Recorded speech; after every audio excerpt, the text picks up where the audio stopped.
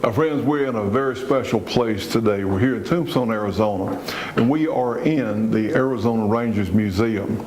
And if you come to Tombstone, certainly on weekends, it's normally open on weekends, and if you have any interest at all in Arizona history or even Old West history, and law enforcement literally was the thin line between barbaric outlaws and even some, and Native Americans were not pleased at all about these folks coming into land that they saw as theirs. So there was a lot of trouble here, and law enforcement was literally what made civilization possible. So the Arizona Rangers have a great and storied history. And we have a gentleman here today. We have Colonel Col.Barrett. He is past colonel of the Arizona Rangers here and is part of the Tombstone Company. And Ken is going to tell us, give us a history. We don't have time today or several days. We couldn't get the history of the Arizona Rangers in a broadcast this week, but he's going to certainly give us an overview, and we're going to look at some things. And again, if you come to Tombstone, you really need to stop by the Arizona Rangers Museum here on 4th Street. Easy to find, and of course this is Colonel Col.Barrett, certainly a historian, actor, and longtime law enforcement, and we appreciate you coming up today. Johnny, appreciate always a pleasure to talk with you. Thank you, thank you.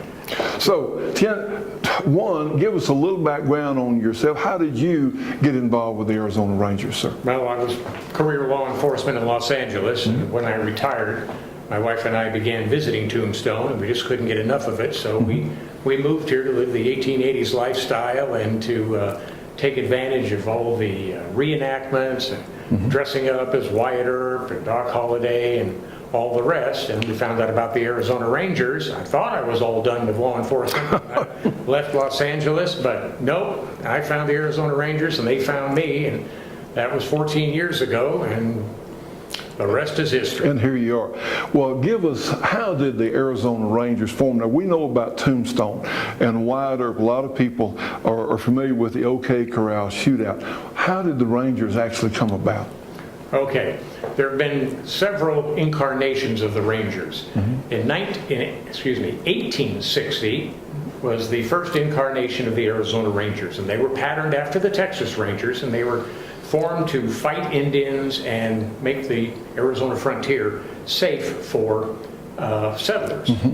Then in 1861, as you history students know, the Civil War broke out, and those Rangers were mustered into the military. So that was the end of those Arizona Rangers. In 1882, after Morgan Earp was assassinated here in Tombstone, the Earps left, and the citizens were left to the mercy of the corrupt sheriff, Johnny Behan. And so a number of them went to the territorial capital and convinced the governor that he needed to form a company of Arizona Rangers right here in Tombstone. And they did so, 30 men and a captain. I'm always amused to think that it took 30 men to replace Wyatt Earp, but apparently that is so. And there is a movie they made in the 1950s starring cowboy actor George Montgomery about those 1882 Arizona Rangers called Fastest Gun in Tombstone. They ran out of financing, and so they didn't last all that long. Then in 1900, Arizona really got serious about becoming a state. The Congress said, you are still the wild and woolly frontier. And we were. We were still. This is the last of the Old West here in Arizona.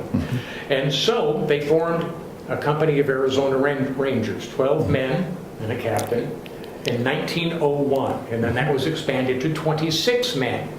And in the 1950s, they made a TV series, 26 Men, about those 1901 to 1909 Arizona Rangers. And they did such a good job of cleaning up the territory that by 1909 it was felt they were no longer needed. They were disbanded, and sure enough, on Valentine's Day 1912, we got our statehood and became known as the Sweetheart State because of Valentine's Day. Anyway, those Rangers from 1901 to 1909, I know you're thinking of airplanes being developed around then and cars, but those Rangers were Old West Rangers. They were on horseback. They carried single-action Colt 45s, lever-action Winchesters, and That was about 1909 is what historians consider here in Arizona the last of the Old West. Well, interesting stuff. And again, we're not so far separated from that Old West. If you come to Tombstone today, you'll see remnants, of course, of the, we say, well, you still smell the smoke of the 45s, because it was here we had mining, a lot of money here. 20,000 people lived in Tombstone in the late 1800s, and you had, where there's money, typically the criminal will follow. Is that right? Well, that's right. And we were a mining town, and we had a big demand for food, because few people could afford to come here with an iron stove. Right. So many of the people who came here had to buy all their meals. And the famous, or I should say notorious, Clanton gang would rustle cattle from Mexico, bring it here, and sell it on the cheap to the restaurants here, because after all, they didn't raise it, didn't cost them anything, they stole it. Right. And then they would take it to Camp Huachuca, now Fort Huachuca, and they would sell it to the cattle buyer there. And he didn't look at the brands, he needed to feed the troops and feed the Indians on the reservation. So if something showed up on four hooves, he would buy it. And so it was a very prosperous business for those cattle rustlers. Right. And speaking of cattle rustlers, actually Wilcox, Arizona was sort of the cattle rustling headquarters of the Southwest. Am I right on that, Colonel? Because the railroad went right through there. It was Right. very convenient to transport cattle, rather than the old cattle drives where there was not a southern route of the railroad as there was by the 1880s. Right. And so the big herds from Texas had to be driven all the way up to Kansas. So Ellsworth, Wichita, Dodge City, Abilene, that gave birth to all those towns at the railheads. Well, you mentioned that in 1909, that group of Rangers was disbanded, and then in 1957, what happened? In 1957, Arizona really began to grow. Water projects, Senator Barry Goldwater was reaching prominence, and local law enforcement really couldn't keep up with the demands that were placed upon them. And some of the original 1901 to 1909 Arizona Rangers were still living and said, you know, in our day, when law enforcement needed assistance, either a local chief of police or marshal or a county sheriff, he could call upon the Arizona Rangers, and we would send him 5, 10, 15, or in the case of trouble in Morenci, 25 of the 26 Arizona Rangers went there. And the state said, that sounds like a good idea, let's do that. And in 1957, they reconstituted the Arizona Rangers, this time as an all-volunteer law enforcement auxiliary. And at that time, many, if not most, of the Rangers were sworn in as deputy sheriffs or special police officers or deputy marshals in their local jurisdictions. And then police officer standard and training came in, and that's no longer done. But the modern day Arizona Rangers have been here now for over 60 years, carrying on the tradition of the earlier Arizona Rangers. And we are an all-volunteer law enforcement auxiliary, and we are called upon by police and sheriff agencies all over the state to come and supplement them with manpower. So what you're saying, and I know this to be true, when law enforcement really needs help, which is often in some of these remote areas, you may have one sheriff's deputy on patrol, and this is the border, and it is somewhat tends to be volatile sometimes. We have the cartels coming just across the border in Mexico and all kinds of things. So the ranger's job really becomes critical, doesn't it, sir? It is. It is critical, especially to smaller agencies. There are towns just here in Cochise County where we have 5 companies of Arizona Rangers, and elsewhere throughout the state, where the ranger company in that community has 2 or 3 times the number of men and women as the local law enforcement has.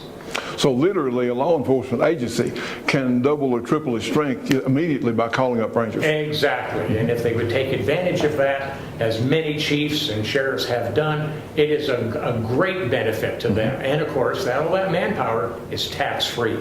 Well, and as you mentioned, there are companies throughout the state, and I think a lot of other states could actually use Arizona as an example, because we have seen really effective law enforcement because of the Rangers. Am I correct? You're absolutely correct, and we have a lot of lip service being paid to community policing, where the community and the police join together. And this is the best example that I can think of as a former chief of police, using the manpower of the Arizona Rangers, highly trained, highly screened and vetted, highly qualified, and very, very mission specific. So we can direct traffic, or we can ride second man in the police car, because pretty much the rule here in Arizona is one officer per car. And that can be a very dangerous situation. I mean, coming from a big city where the rule is, 2 men in the car at least, and then during civil disturbances, riding 4 deep, it is great to have that extra set of eyes and ears, and someone that is highly trained, firearms qualified to police officer standards. Yes. And that manpower pool available. Well, I think it's very important what you said. Standards, which are really, this is a serious thing.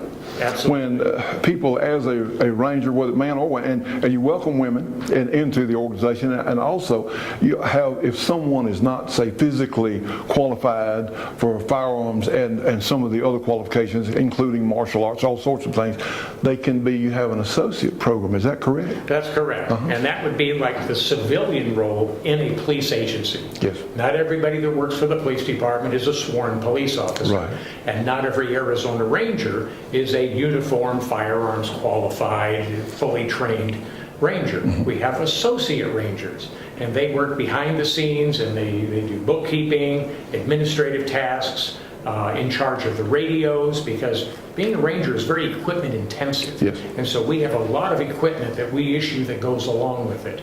And so there is a role for just about anybody in the Arizona Rangers. Now, Colonel, we certainly want to publicize the Arizona Rangers. People all over the world are going to see this, actually. But if someone is here or moving to Arizona or lives in Arizona, you actually have a recruitment program. Is that correct? Well, we absolutely do. You have to be 21 years of old, have an Arizona concealed carry permit, have a clean record, and then you have to apply, because it's not like the draft. There's no subscription here. Yes. And you don't have to be real young. You don't have to be 6'12" like you. You can be normal height like myself. Male or female, boy, girl, child, or chicken. If you want to be a ranger, we're going to find a spot for you in the Arizona Rangers.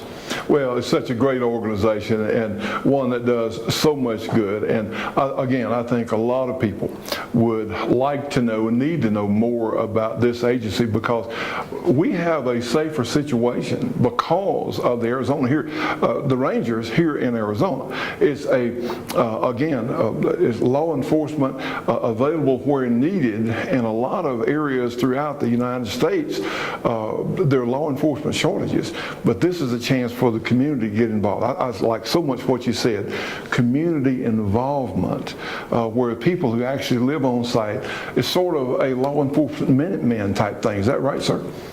Well, it is that. The Minutemen of the Revolutionary War were armed citizens that were called upon when they were needed at a minute's notice. And when you become an Arizona Ranger, you may very well be called upon at just a moment's notice to get out to help serve a search warrant, look for a missing child, do search and rescue for someone who is lost. Anything that law enforcement needs, we are ready, willing, and most importantly, the Arizona Rangers are able to fill those functions. Well, Colonel, thank you so much for taking time to join us today. Really appreciate your consideration, and this is something I know a lot of people can enjoy. Always a pleasure to talk with you about the Rangers, Johnny.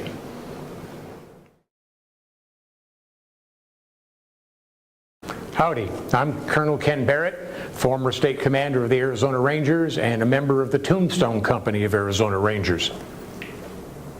First of all, most states have laws allowing private citizens to carry concealed with a permit. Now in Arizona, that is not required. We are a constitutional carry state. The Constitution says the right of the people to keep and bear arms shall not be infringed. Now that to me means limited in any way, but there are advantages to taking a course and getting from the state a concealed carry permit. And that is that you are allowed to carry that concealed weapon in a bar or a restaurant that does not have a sign saying no concealed carry or no firearms or weapons allowed if you do not drink. Also, many states recognize Arizona's concealed carry permit. So when you are traveling in other states, many of those states recognize our permits so that you can exercise your right to self-defense and the Second Amendment in those states. Okay, there are many requirements and different ways to get it. Former peace officers, former military can forego the formal training. Or you can take a certified class through the National Rifle Association or CCW, that's Carry Concealed Weapon Instructors, and then take that certificate and mail it to the state with the applicable fee, and then you are sent your permit, which is good in this state for 5 years.